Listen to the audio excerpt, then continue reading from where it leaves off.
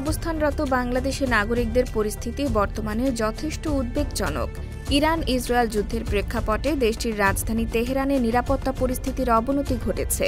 এর ফলে তেহরানে বসবাসরত প্রায় 400 বাংলাদেশির মানসিক চাপ ও উদ্বেগ বেড়েছে। তবে মঙ্গলবার ভারপ্রাপ্ত পররাষ্ট্র সচিব রুহুল আলম সিদ্দিক পররাষ্ট্র মন্ত্রণালয়ে এক সংবাদ সম্মেলনে সাংবাদিকদের জানান, তেহরানে অবস্থানরত বাংলাদেশি নাগরিকদের নিরাপদ স্থানে স্থানান্তরের প্রক্রিয়া শুরু হয়েছে। তবে ইরানের ওপর নিষেধাজ্ঞার কারণে ঢাকা থেকে অর্থ পাঠানো যাচ্ছে না বলে কিছু সমস্যা হচ্ছে বলেও উল্লেখ করেন তিনি। রুহুল আমিন সিদ্দিক বলেন, তেহরান দূতাবাসে যত টাকা আছে আমরা আপাতত তা ব্যবহারের চেষ্টা করছি।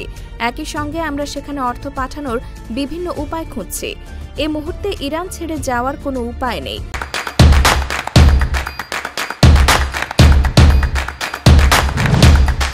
আমরা বাংলাদেশিদের নিরাপদ স্থানে স্থানান্তরের নির্দেশ দিয়েছি, বলেন তিনি।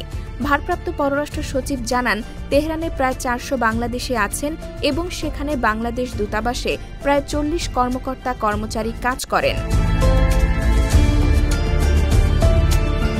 প্রায় 100 বাংলাদেশি ইতোমধ্যে স্থানান্তরের জন্য দূতাবাসের সহায়তা চেয়েছেন বলে উল্লেখ করেন তিনি। সিদ্দিক বলেন, নিরাপত্তার বিষয়গুলো বিবেচনা করে ইরানে নিযুক্ত বাংলাদেশের রাষ্ট্রদূত ইতোমধ্যে তার বাসস্থান ছেড়ে নিরাপদ স্থানে চলে গেছেন। তিনি আরও বলেন, নিরাপদ স্থানে স্থানান্তর এবং আবাসন সংক্রান্ত খরচ বাংলাদেশ সরকার বহন করবে এবং যদি কেউ স্থলপথে যেতে চায় তবে তাদের পাকিস্তান বা তুরস্কের মাধ্যমে ইরানের বাইরে পাঠানো যাবে কিনা তারা তা খতিয়ে দেখবে।